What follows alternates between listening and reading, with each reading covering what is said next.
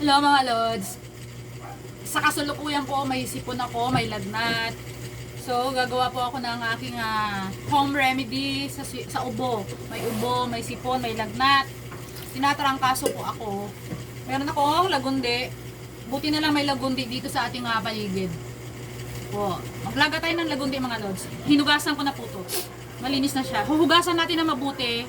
Tapos papakuluan natin yan. At meron din ako ditong luya mga lods, luya. Haluan natin ng luya, ganun din po. Hugasan din natin na mabuti ang luya. Sama natin sa pakukuluan.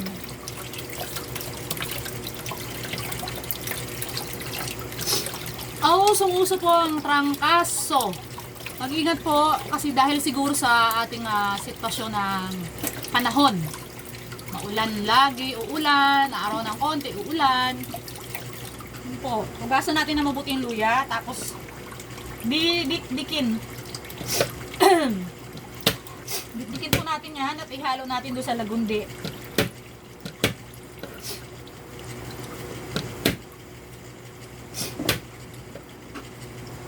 Mas maganda po itong ganito, yung natural lang.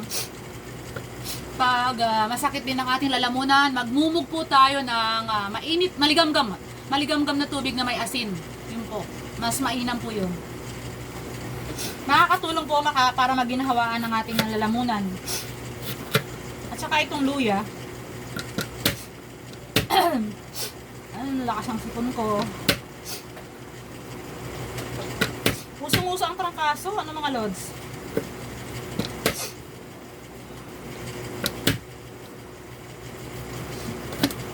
Gusto ko yung maanghang, yung humahagod sa lalamunan ko yung anghang.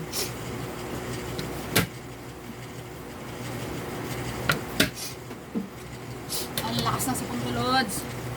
Yun po, pakukulan natin siya. Lalagyan natin ng tubig. Pakuluan ng mabuti.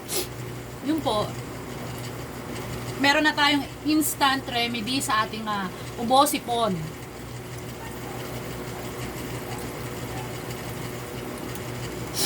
Yan po mga lods. Ito na mga lods. Ito na yung ating lagundi. Lagundi na may luya. Inom na tayo. May nagpapawisan ako. Uminom ako ng gamot. Plus lagundi. Try nyo rin po to. Natural lang. Natural remedies. Try nyo to mga lods. Walang halong chemical. May nagpapawisan ako.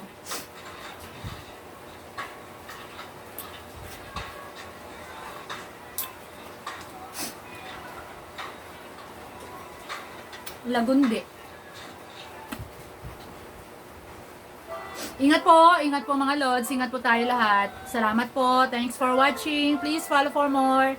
Ingat po. Ingat tayo. God bless po, God bless. God bless.